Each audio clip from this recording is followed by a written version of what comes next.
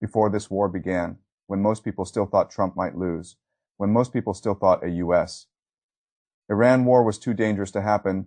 I made 3 predictions. I said Trump would return. I said America would go to war with Iran. And I said America would lose that war in a way that changes the global order. 2 of those predictions are already behind us. Trump came back. So now there is only one serious question left. Was the 3rd prediction a dramatic guess? Or was it simply the logical end of a structure that was already visible before the first bombs fell? I believe it was structure. I was not reading personalities. I was not reading campaign theater. I was not reading one speech, one poll, or one headline. I was reading incentives. I was reading geography. I was reading empire. I was reading the old pattern that appears again and again when a superpower is still strong enough to punish, but no longer strong enough to turn punishment into a clean political ending. That is the whole story here. The United States is on track to lose this war, not because it cannot hit Iran. It can hit Iran. It is on track to lose because bombing Iran is the one thing America can still do most easily. And bombing is no longer enough to produce the kind of victory Washington actually needs. That distinction is everything. If you understand it, the ending stops looking mysterious. It starts looking inevitable. The method behind that judgment is simple. First, I look at structured geography, demography, economic systems, material limits. These things move slowly, which is exactly why they tell you what is real and what is fantasy.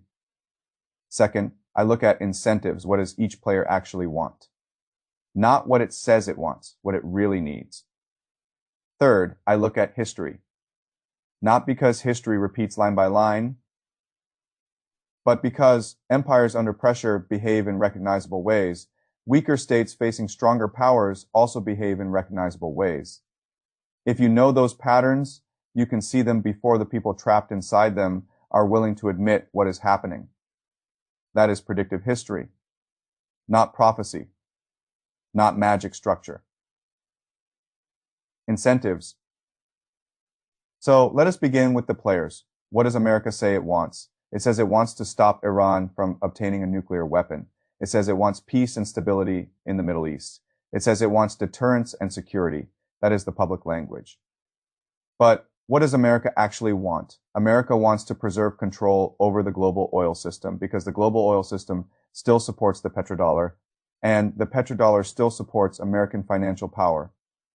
For decades, oil being traded in dollars has created permanent global demand for the American currency. That demand is one of the hidden pillars of American empire. It helps Washington finance deficits, sustain military reach, and preserve a scale of power projection that would otherwise be far harder to carry. So strip away the speeches and the deeper American interest becomes very clear.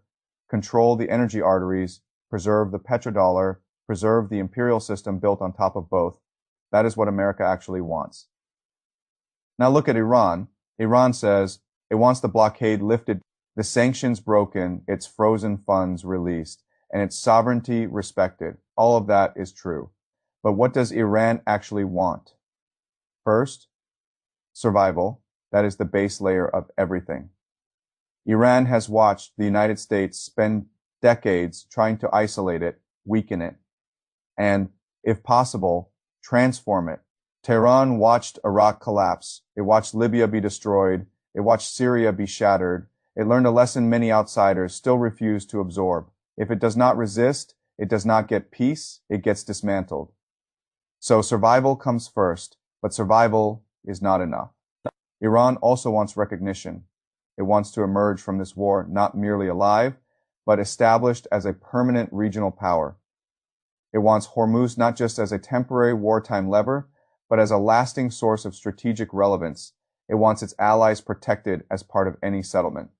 It wants sanctions to end not as a favor from Washington, but as recognition that Iran cannot simply be erased from the map. Now look at Israel. Israel says it wants security. It says it wants Iran contained or neutralized. That is true, but Israel wants something larger than security alone. It wants to prove that it can be the most disciplined, technologically advanced, strategically capable actor in the region. It is not only fighting for survival, it is auditioning for a larger role in a Middle East where American staying power is no longer taken for granted. It wants the strategic class, the financial class, the people who think in decades rather than days to look at it and conclude that when the old empire weakens, this is the actor that can still impose order. Then there are the Gulf states, Saudi Arabia, the UAE, Qatar, Kuwait. They want export continuity. They want regime survival. They want to stand near whichever side proves strongest once the shape of the ending becomes visible. They are not writing the script of this war. They are trying not to be crushed by it. So those are the players now ask what the structure allows, because interests alone never decide outcomes. Structure decides which ambitions can actually be sustained. The first structural fact is this. America can dominate the air war. That part is obvious. The United States still has overwhelming air superiority, deep surveillance, extraordinary strike capacity, and the ability to destroy above ground targets far faster than Iran, can destroy American power in conventional terms. But that does not mean it can win the war. This is one of the most stubborn truths in modern military history. Air power can punish, it can terrify, it can degrade, it can isolate. But what it repeatedly struggles to do is produce durable political transformation by itself. North Vietnam did not surrender because it was bombed. Germany did not surrender because bombing alone broke its will. No modern state has been cleanly regime changed from the air alone if the population remained determined and the leadership remained resilient enough to keep fighting. That leads directly to the second structural fact. America has no clean path to a ground victory in Iran. Iran is not Iraq. It is not a flat battlefield waiting to be cut apart.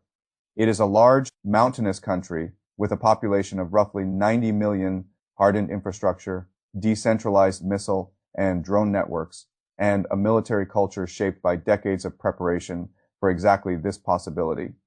You do not invade a system like that and get a quick result. You get a long war, a dirty war, an expensive war, a war whose political costs begin rising faster than its strategic gains. That is why my first direct prediction remains simple. There will be no full-scale American ground invasion of Iran. Troops can move, Marines can posture, options can be prepared, threats can be made, but an actual invasion would mean casualties, money, and time on a scale the American political system does not want to bear. It would threaten Trump's presidency. It would raise the specter of a draft. It would push the United States into exactly the kind of war modern America has repeatedly failed to sustain. Everyone serious inside Washington understands this. The third structural fact is the cost exchange. Iran does not need to match American spending. It only needs to keep generating pain more cheaply than Washington can suppress it. Drones, missiles, swarms, decentralized production, distributed launch systems, the American answer to those systems is vastly more expensive than the systems themselves. A stronger power can absorb a bad exchange ratio for a short war. It cannot build a long strategy on one. The fourth structural fact is economic. Hormuz carries around 1/5 of the world's oil supply. Red Sea disruption adds another layer of stress. When both arteries are unstable at the same time, the war stops being merely regional. It becomes global, oil rises, shipping costs rise, fertilizer rises, food pressure rises, inflation rises, political anger rises, and that matters most in one place. America, because America's real vulnerability in this war is not military hardware. It is political pain tolerance. The United States can absorb military expenditure more easily than it can absorb an angry public, asking why groceries cost more, why markets are unstable, and why the war still has no clear victory story after so much force has already been used. Iran understands that perfectly well. That is not a side note. That is the logic of the whole Iranian strategy. Tehran does not need to defeat the United States conventionally. It needs to keep the war expensive enough, ambiguous enough, and politically irritating enough that Washington starts searching for a face, saving exit before Tehran's own system collapses. That is how weaker states fight stronger empires, not by overpowering them, by outlashing their political patience. Now, if that were the whole story, Iran would still be in terrible shape because the pressure is real, the bombing is real, the damage is real, the sanctions are real. So the crucial question becomes this. If Iran is under so much pressure, why has it not already buckled? Why can it still choose? Why can it still decide when to tighten, when to bargain, when to threaten, and when to wait? The answer is not mystery. The answer is that pain has not yet become collapse. That distinction is the whole war. Too many people confuse the two. Pain means a country is suffering. Collapse means it can no longer make meaningful choices. Iran is in pain, but Iran has not collapsed. It still has enough endurance, enough depth, and enough leverage to keep making choices. That is what makes this war so dangerous for the United States. Washington can still dominate the opening phase. What it cannot easily do is convert that dominance into a clean political ending at a price its own system is willing to bear. And that leads directly to the only question that matters. Now, how does this end? I think there are three real paths. The first is the thin deal path. In this scenario, economic pain keeps rising. Diplomatic channels remain open, and Iran accepts a narrower framework before the current window closes. Frozen assets become part of the hinge. A formula is found. America says force worked. Iran says sovereignty was preserved. The headlines call it de-escalation. The deeper truth is that the war gets frozen, not solved. This path is real. In fact, it is what many mediators want. But even in this path, the key point remains. Iran does not simply surrender Hormuz. At most, it accepts some managed form of passage that preserves a role in how the corridor is used, routed, or politically interpreted.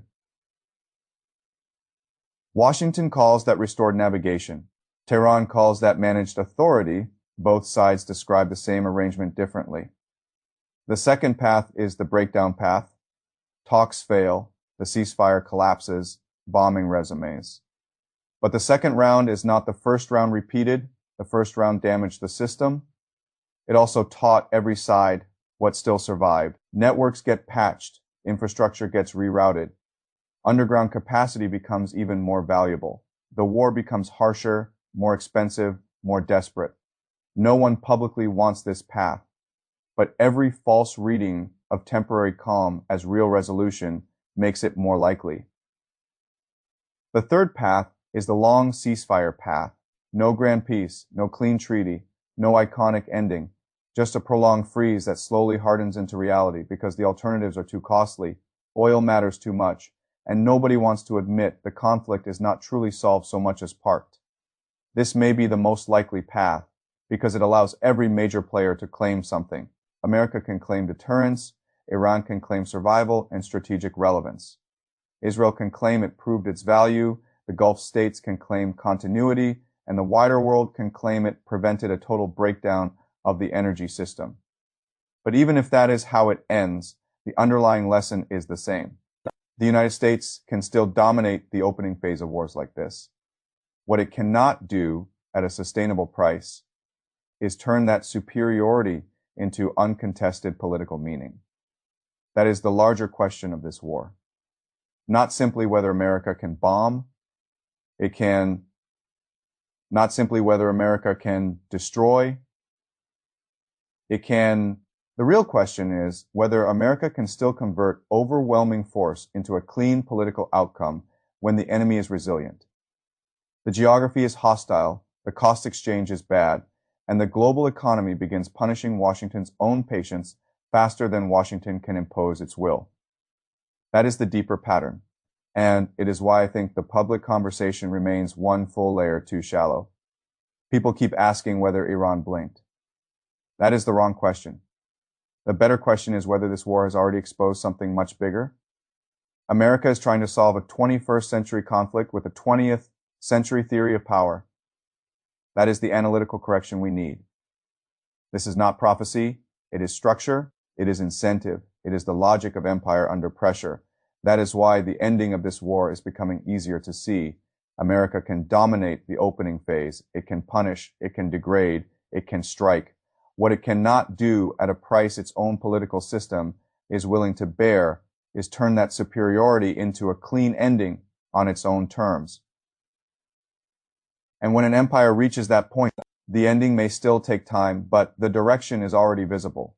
That is the real story here. Not simply war, not simply Iran, but the visible beginning of an American retreat from a region it can still damage, but no longer shaped by itself.